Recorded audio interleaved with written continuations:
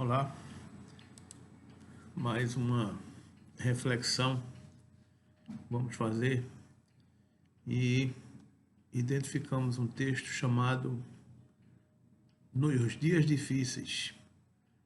Está lá na obra de Emmanuel chamada Rumo Certo.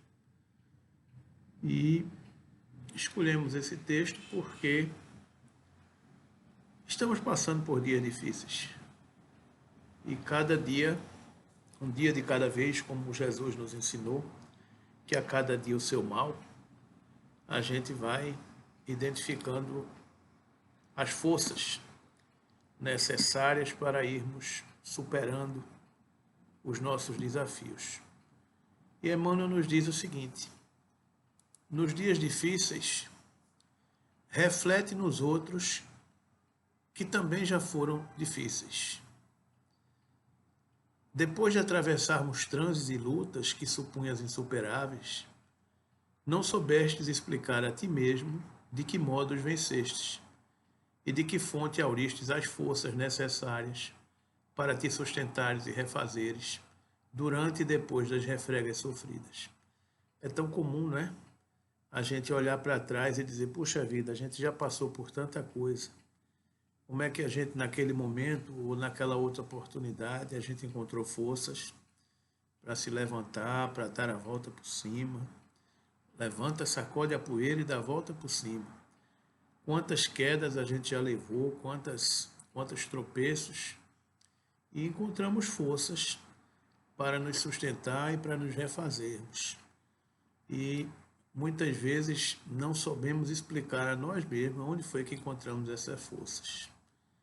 Vistes a doença no ente amado assumir gravidade estranha, e sem que lograstes penetrar o fenômeno em todos os detalhes, surgiu a medicação ou a providência ideais que a arrebataram da morte. Já passamos por essas circunstâncias também. Algum ente querido, até nós mesmos, já passamos por situações de doença, de diagnósticos imprecisos, mas que de repente surgiu, superamos, e as pessoas estão aí para nos contar do que é que a fé foi capaz de fazer, do que é que o amor de Deus foi capaz de superar. Experimentastes a visitação do desânimo, à frente dos obstáculos que te agravavam a vida, que te gravaram a vida. Mas sem que te desses conta do amparo recebido, largastes o desalento das trevas e regressastes à luz da esperança. Quantos testemunhos nós temos assistido de pessoas que se encontram deprimidas, angustiadas, desanimadas e que encontram um novo alento na sua vida, encontram um novo propósito. E a vida é feita de propósitos.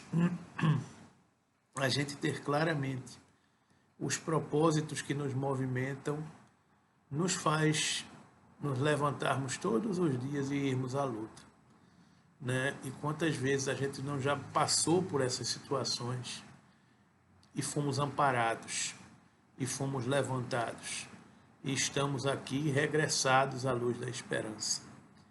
Crises do sentimento que se te afiguravam invencíveis, pelo teor da angústia com que te alcançaram o imo da alma, desapareceram como por enquanto, sem que conseguistes definir a intervenção libertadora que te resistiu à tranquilidade. Já passamos por muitas crises de sentimentos, por muitas dificuldades no campo dos sentimentos. Nos levantamos, conseguimos nos libertar e estamos aqui restituídos à nossa tranquilidade de seguir adiante. Sofremos a ausência de seres imensamente queridos, chamados pela desencarnação por tarefas inadiáveis a outras faixas de experiência.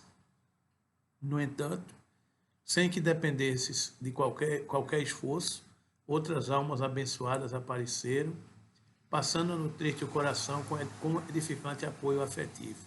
Já perdemos para a pátria espiritual, já nos despedimos deste momento de diversas almas queridas, parentes, amigos, próximos ou distantes, já partiram para a pátria espiritual. E no momento foi muito doloroso, muito difícil, mas conseguimos superar e identificamos na nossa trajetória novos amigos, que não é que eles ocupem o mesmo lugar nos nossos corações, mas ocupam um lugar no nosso coração.